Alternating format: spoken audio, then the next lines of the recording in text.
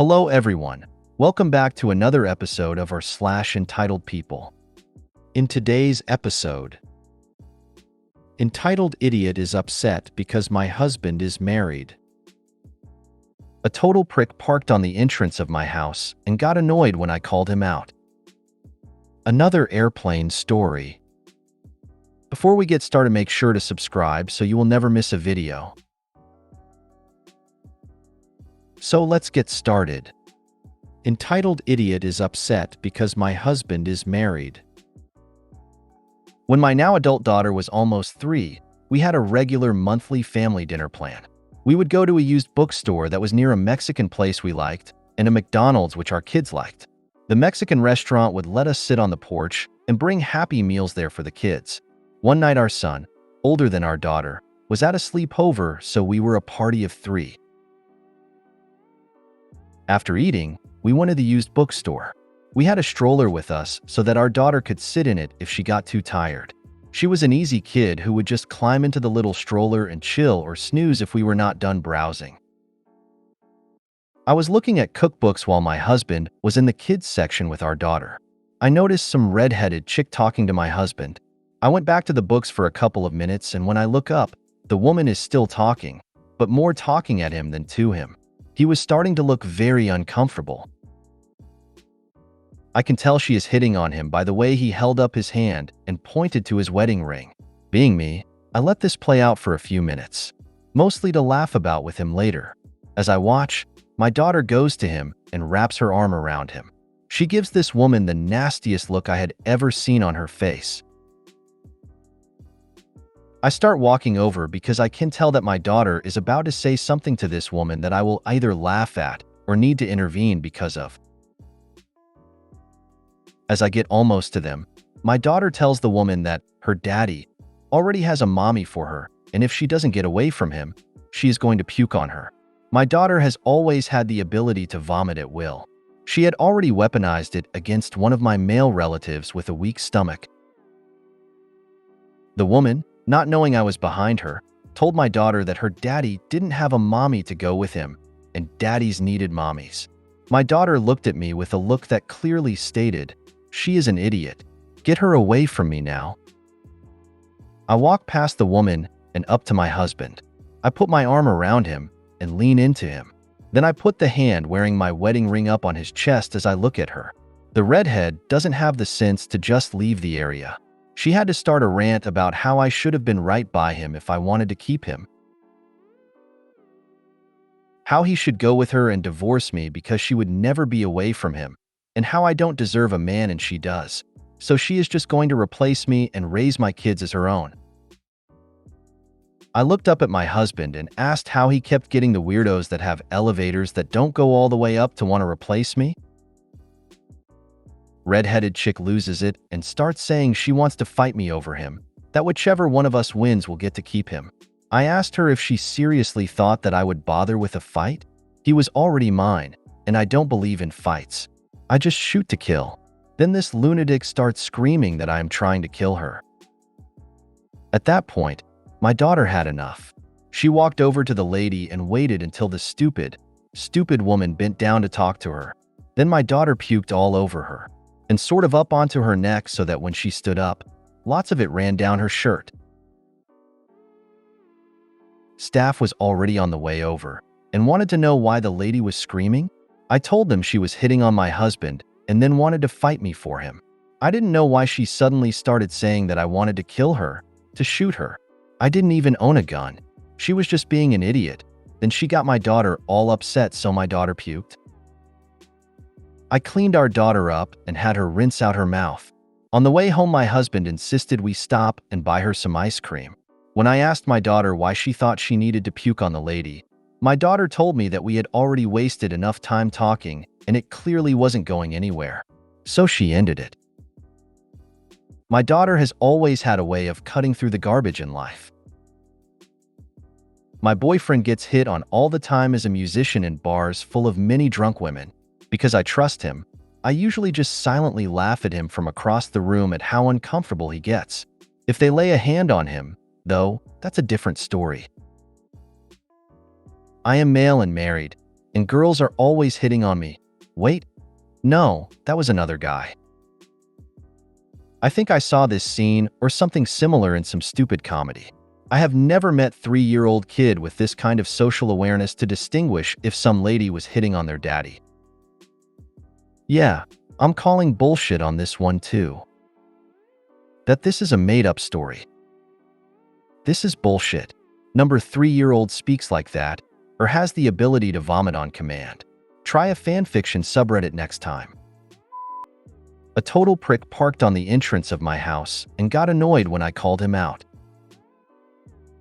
I live in Mexico, and right here the police is entirely useless. So, starting with that, there's nothing I can do calling the cops. I have a neighbor. She sells beer after legal hours. Most of the time her customers would park on the entrance of my house. One time before we got our fence, this guy, Emma call him Kevin, since I don't even know his name, parked inside my yard. This is a problem because we also have vehicles and, well, it's our house. My mom paid for the fence. I bought a no parking sign and we thought it was all. A month ago, Kevin parked in front of my house. His GF is the beer seller's daughter, instead of the house of my neighbor. My sister honked her motorcycle to see if anyone was coming for this car, but no one got out. We could enter, but it took a lot of unnecessary work. I called the police, and as I said at the beginning of this post, they were completely useless. No one came over. The reason for me to post in this subreddit is what happened almost 2 weeks ago. We just got home from work. We were tired and just wanted to enter the house, and the first thing we see in front of the gate of the fence is this gray, dusty Lexus. My sister started honking as she did the last time, but it seemed not to work. I got tired of it and started yelling, "Who's the owner of this gray Lexus? Can the owner come and pick this car, please?" Over and over. After a couple minutes, some other neighbors 3 houses away who were drinking in their yard, friends of Kevin, started to say things, but I didn't understand what were they saying. I shouted 2 more times, and one of them said the Lexus wasn't from any of them and said the owner was in the place in front of mine. A young boy came over and said, "He's coming to move the car." I said, "Thanks, but he shouldn't be parking in some place that doesn't belong to him." Is not the first time. And when I was telling that to the boy, the antagonist of this story came from inside the house. He looked annoyed about my yelling. He looked right at my sister and I and told us, "You can enter that way," while he was pointing at some space of 2 inches on the sidewalk, and he ended up with, "What bothers you about this?" So I said, "That's my house. That's what bothers me." And my sister said, "You have plenty of space there, and there," while she was pointing to some other places where he wouldn't be getting in the way. At the end, Kevin got inside his car and moved, but he's still looking as if we were bothering him when he was the one who was being disrespectful. Yesterday in the afternoon, he parked again in front of the door, which, at least in my city, it's illegal. I don't know what else to do.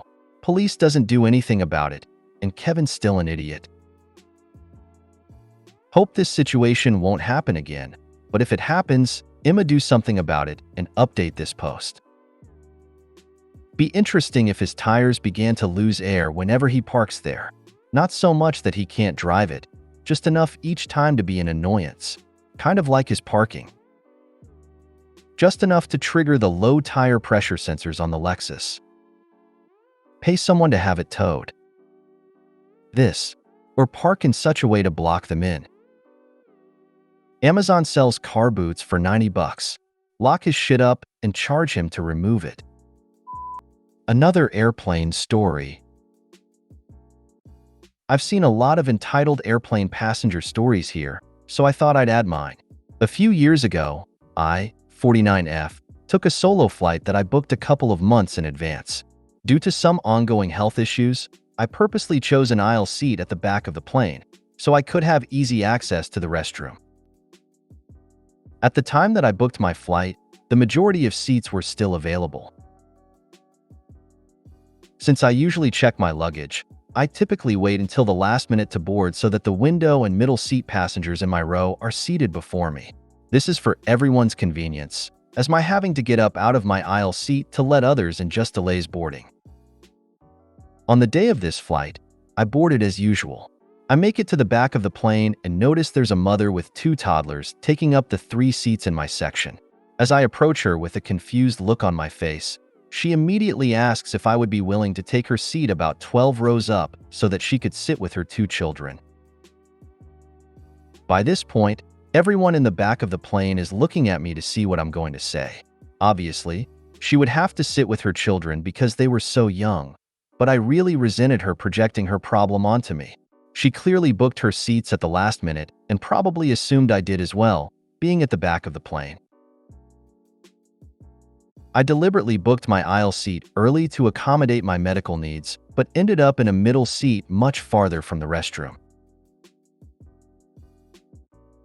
With everyone staring at me the way they were, including 2 flight attendants, I wasn't about to start a whole discussion about why I needed to be close to the restroom. I shouldn't have to do that. Fortunately, the seat change ended up not being a huge problem for me, although it was a greater inconvenience. What would you have done in this situation? I would have asked somebody else to switch with me and stay near the restroom. I wish I had thought of this at the time. I was so frazzled and stressed that I just let her keep my seat, since she was already sitting there with her babies, and skulked my way up to her horrible middle seat. Since everyone was already paying rapt attention, I probably could have gotten one of the other aisle passengers to switch without much extra explaining. I probably would have said that I have a medical condition, which is why I specifically need that seat. A little embarrassing with all eyes on me, but ultimately worth it. The gall of some people. It is none of anyone's business that you even have a medical condition. I would have told the flight attendant that I was planning on being firm about sitting in the booked seat and that there is a medical reason for that. Poor planning by you does not an emergency make for me, especially if you're going to give me a middle seat. I think I would have spoken up. I have medical issues as well, and while flying seated between 2 unsupervised children is my precise understanding of hell, I really don't want to visit my medical issues on the others on the plane.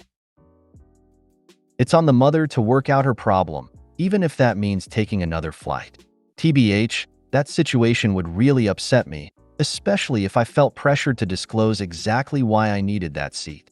I have invisible illnesses and invisible disabilities that I make accommodations for, and when I have to explain myself, it turns into a whole thing because apparently I look fine. Oh my gosh, sorry, ran over. Look at the flight attendants. I booked this seat in advance due to a medical condition. I am willing to move to any aisle seat within these 3 rows, but no further. Then let the flight attendants play musical chairs. For me, one of the hardest parts of having an invisible illness is learning to ignore people who try to shame or harass me, but at this point I am so over it with these people. If anybody had tried to say anything to me, I would have said something like, "Well, when I throw up, I'll be sure to throw up on you." If you made it to the end of the video, thanks for watching. Don't forget to like, subscribe, and share, and we will see you in the next video.